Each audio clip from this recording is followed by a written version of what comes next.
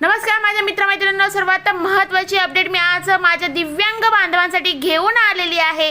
ती म्हणजे संजय गांधी निराधार योजना किंवा श्रावण बाळ राज्य निवृत्तीवेतन योजनेचे लाभार्थी असाल आणि तेही विशेष दिव्यांग श्रेणीमध्ये, तर हा व्हिडिओ तुमच्यासाठी अत्यंत महत्त्वाचा आहे।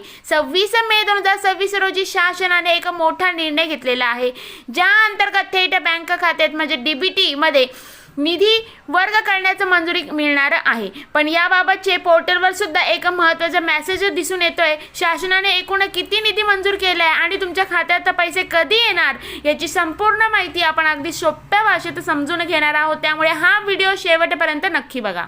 तर मित्रांनो, sas.mahiti.org या शासकीय संकेतस्थळावर एक काल आपल्याला महत्त्वाची सूचना आली होती। 26 मे 2026 रोजी दुपारी 2:30 वाजेपासून ते 27 मे 2026 रोजी सकाळी 9 वाजेपर्यंत हे पोर्टल सामान्य कामासाठी बंद म्हणजेच सक्रिय नव्हते।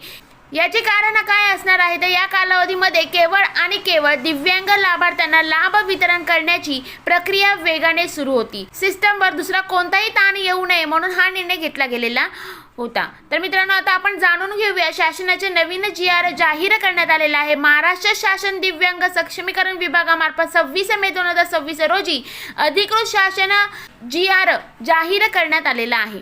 1 एप्रिल 2026 पासून विशेष सहाय्य योजनेतील दिव्यांग लाभार्थ्यांचे कामकाज आता पूर्णपणे दिव्यांग सक्षमीकरण विभागाकडे सोपवण्यात आलेले असून थेट बँक खात्यात पैसे पाठवण्याची तयारी चालू झालेली आहे। मित्रांनो, आता आपण पाहूया शासनाने कोणत्या योजनेसाठी किती निधी मंजूर केलेला आहे। तर याचा आकडा हा खूप मोठा आहे। महाराष्ट्र शासनाने 2 मोठ्या योजनेसाठी मिळून एकूण 156 कोटी 2,46,000 रुपये थेट लाभार्थ्यांच्या बँक खात्यात वर्ग करण्याची मंजुरी देण्यात आलेली आहे। संजय गांधी दिव्यांग निराधार अनुदान योजनेसाठी 12 कोटी 43,66,000 एवढा निधी मंजूर करण्यात आलेला आहे। तर श्रावण बाळ सेवा दिव्यांग राज्य निवृत्ती वेतन योजनेसाठी 143 कोटी 58,80,000 एवढा निधी मंजूर करण्यात आलेला आहे।